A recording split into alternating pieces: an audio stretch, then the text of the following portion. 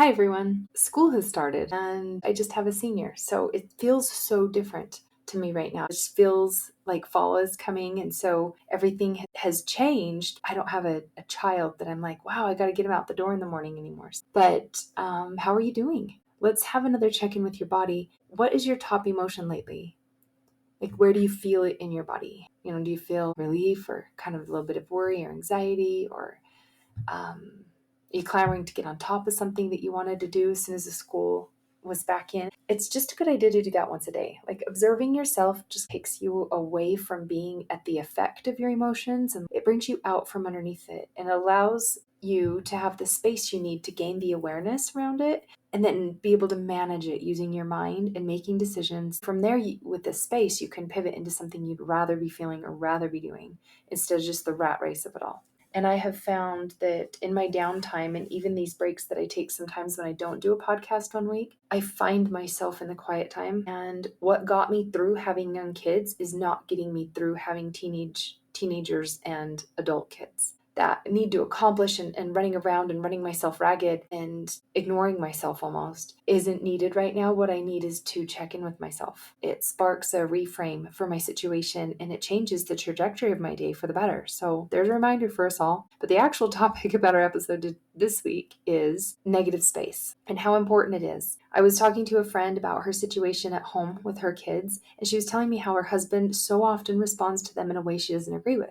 She says it's all he knows how to do, and she called it correcting them, pointing out what they're doing wrong or what they should be doing better, and then following that with, it's because I love you and because I care for you, and that's how I know how to love you, right? She said it just didn't feel quite right. And he travels quite often for work, and she can clearly see they enjoy the feeling in the house when he's gone. And when they do see him, he's obsessed over their screen time, and he talks about every time he sees them on the phone or looking at their phone or anything to do with the phone, he just makes a big deal of it. And she can also see that the girls are acting differently when he's not around.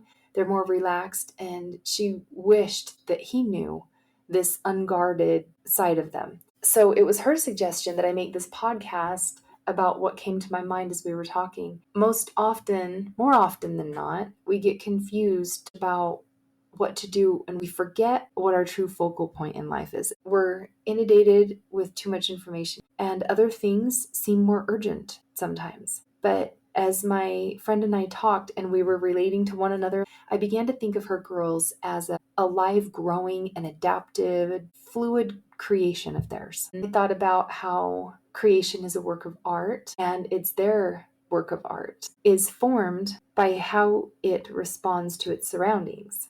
But then as she continued to explain what she noticed with her girls and with their dad, my mind went to art with the light colors and the dark colors and the layers, and how it's based on their perceptions, their feelings, and their experiences, creating their depth and their majestic uniqueness that will never be replicated. And I know this is pretty deep for just a quick conversation on the phone. It really didn't last that long. But when you're leading a family or a team in business, you must know about focus. So I'm going to talk about the negative space in art as a focus today. It's what your attention goes to, what your main draw is to, how your eyes go across a picture. And it can be too overwhelming to have too much going on without enough space or time around it to redirect your focus to the main message, the main topic, and the focal point. We need to be able to take in that goal and see that goal and keep it in mind as the main piece. So what you do want is the positive, if you will. I'm going to call it the positive. And the negative space around it is so necessary because that's what makes the positive space happen.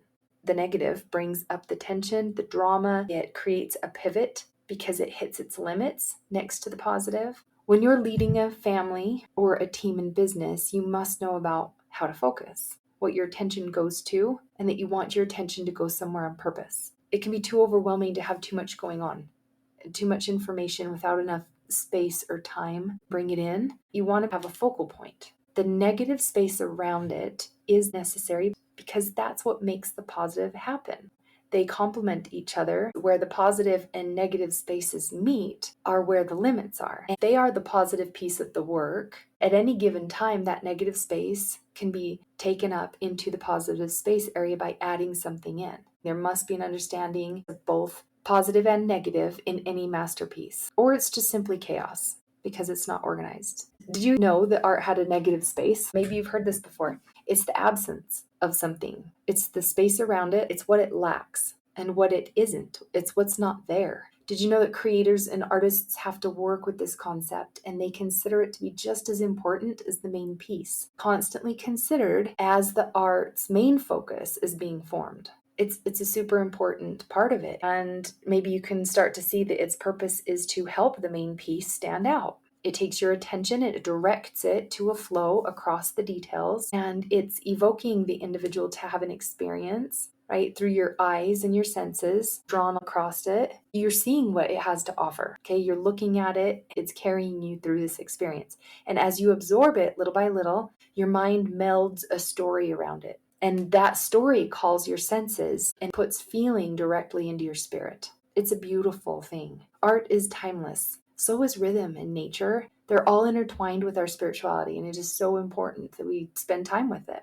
Art is the most sought after thing for an empty wall and an empty space, right? To fill it with something meaningful. We need something very valuable to complement the unused and unimportant spaces inside of us and outside of us. Okay, what's totally crazy about where my mind went to this child being an art form or these team members, this is what I came up with. God started that. God created that.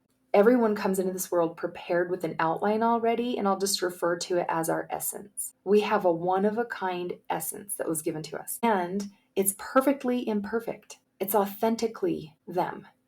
Our kids, our team, us. And we can be a co-creator. We add to it and subtract from it with our interactions. I'm just going to stick with the kids analogy, and you can relate it to your team or whatever you'd like. What you bring to art piece, whether or not you focus on all they are or all they are not, show them what they're lacking or what they have, you have the freedom influence what they are shaping up to be, whether they think it's good or bad. All right. The quality of the stories and thoughts you have about them, like we talked about the artwork bringing up some stories and some thoughts, the quality of thoughts you have dictate how connected you'll be to them and the quality of relationship you'll have with them. Because if you just hate it, you don't like it, and you don't want to look at it, then there's no connection, no engagement. Any energy that you bring to it is engagement, and it promotes changes. All right. These changes direct their focus to themselves. I hope I'm being clear. We are not what makes the important changes happen in the actual art piece. We can't make the strokes for them. We can't do things for them. We can't take over. They are the actual art piece. They get to decide that if what you're doing helps them grow, expands, adds to their beauty, reshapes them, gives them color, and contributes positively, hopefully pointing out their value, supporting their freedom to express, and acknowledging them using their agency. Everything they have a right to. Their end masterpiece heavily relies on whether or not you can get across to them that you support all they are becoming, all of their efforts, their progress. So you're going to point out the negative space, or are you going to point out what they're becoming and what is possible and what is so amazing, and draw that out of them? They get to decide if what you're trying to do does all those wonderful things for them, or if it hounds them, points out less than satisfactory brushstrokes, shrinks them into feeling small. Them stop producing their art. Maybe you get loud when they aren't progressing. Maybe you're trying to get them to do all your ideas, but it's their work. It's their work to be done, and you want it done your way. They get to decide. So they're feeling like they're a disappointment to you. So maybe you could stop pointing out their negative space whenever you're together. And they'll slowly start believing that they have something to offer because you quit pointing out that they don't. See, one of them inspires them to become that majestic masterpiece they're meant to be in this life and to perform really well. And the other one just takes out, snuffs out, and they become less capable and held back from any of their progression and creation. Take a second and reflect. Are you out to stop all the painful things in their life from happening to them and all the mistakes that could happen? Keep them safe. Like, oh no, we got to do this right. No, it has to be done this way. And make sure that they make all the right decisions, that no problems ever come up. If so, you're taking away the natural progress of their masterpiece. You're interjecting all sorts of distortions that they're going to have to clean up or work around. You're making it harder for them to become who they are, and to express and experience how they are, to create like they're meant to, and to use their own talent. They have inner talent, but if they do it your way, how do they find their inner talent? How do they really shine? The best way to be is to just trust the process of people making mistakes and having failures teaches them more than punishment, suppression, and demands. Because I think those talents inside of us, what we're really good at, it doesn't have to be just like yours. It could be totally different and they could run with it and do amazing things. That's how a family and a team ends up coming together in such a connected way, is because everyone has something different to contribute. It's the diversity that makes it so beautiful. So the negative space for each human art form is there to outline them. It brings the contrast and depth and the breadth of their own final piece. They're able to bring all they are and all they aren't to their own attention. And with the master creator, he just kind of where they sit, and he doesn't care that they're not doing more or that they're doing too little or any of it. He makes up for all that they desire to be and helps them along to find it. We as co-creators and mentors and leaders must model the ultimate creator's presence by drawing out of them their best qualities, showing to them what they can do, coaching them through all that resonates with what they'd like to do. The negative space is necessary to accentuate all of us. It allows us to see where something that is not our truth ends and where our truth and our authenticity begins. We need that dynamic interplay between the positive and the negative to give us the contrast and the meaning. It gives us complexity, choice. Can you see it? It's what gets left behind and what we bring along. This is no longer working, and this is what I'm going to bring. It no longer serves me to do so many things in my life that I did when my kids were little and running around and with the hustle and bustle and organization and efficiency and all the tips and tricks and hacks of how to do it better. And I was always looking to my friends and people on social media around me like, how can I do this better? I must be doing it wrong. They know more than I do. And now I've just honed it all in to, I know exactly what to do. And none of them were right for me in my situation. I was trying to cobble together all these little things that everyone said and make my own. And it wasn't really working for me. I'm just going to put a plug in here for my program because that's what I do. Instead of just cobbling along all these good pieces of information and these little quotes and these sayings, and this mom on social media says this, and this mom on social media says that, and this is what they're doing.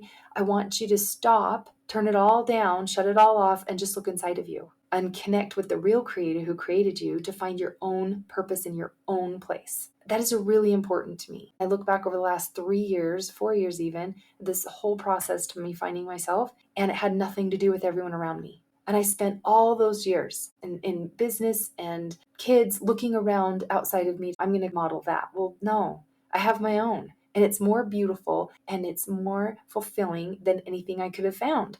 So that's what my program will do for you if you'd like to join me. We need our brokenness and we need God's power in order to be acquainted. So if your kids fail and they make mistakes, how else do you become acquainted with the negative? How else do you change and pivot your trajectory? If we're talking about God here too, his everlasting glory, it meets you, it lifts you. Regardless, I've been at the depths of making mistakes and behaving like a totally and utterly poor human and on my best behavior, and he's been there for me regardless, no matter where I was. So let's just trust that process and trust our people that they can do as they will and be the most impactful influence to them that we can be, pointing out everything they have and drawing all of that good creativity out of them so that they can really shine in the ways that they are meant to. Now, a good parent and a good leader always reflects back to them their value and their talents. Help them understand all they are. It has great importance to the person to see their whole picture. You cannot be without one and have the other. We're not meant to be all or nothing. We're meant to be both. Positive and negative make up who we are. So the raw feelings, the raw thoughts, this fluid piece of art, we have ours and they have theirs. It's complete freedom. Us respecting what we do with it and them respecting what they do with it. Now, we're not talking about raising kids or having a team that can get along. We're talking about raising adults by treating them with dignity and respect and connecting a team to work respectfully together, not in any heavy-handed, closed-minded hypocrisy, though. You have influence, you have persuasion, and you have impact. You have example, which is more powerful than any words you could use. So Their mind, body, and their spirit needs to learn to openly communicate with one another, right? By your guidance, lead them what they're thinking, what they're feeling, what their emotions are. This is what the 6 simple steps in my course does. It aligns you with your good as a parent or leader. And sometimes it just comes out wrong when we have to have something done a certain way. And yeah, it needs to get done. Things need to get done. The chores need to get done. The projects need to get done. But not out of cruel punishing cycles and passive aggressive actions, but actual skills that reflect back to them their own value so they want to step up and become better and make themselves this majestic masterpiece. Don't reflect back anything other than their majestic masterpieces, which include the positive and negative. So make it all really good factual feedback all day, every day. Let's be there for each other. Share this with whoever came to mind as you were listening, and let's notice these divine nudges. If you thought of something while you were listening and you thought so-and-so needs to hear this, be the one that heaven can count on, because that's how heaven reaches each other. That's how heaven helps us reach others. And get on lifecoachalisa.com to receive weekly emails, mini videos, upcoming course openings, retreats, monthly membership, and I do a lot of free mini workshops. We'll talk to you all next week or on those programs. Thanks. Bye.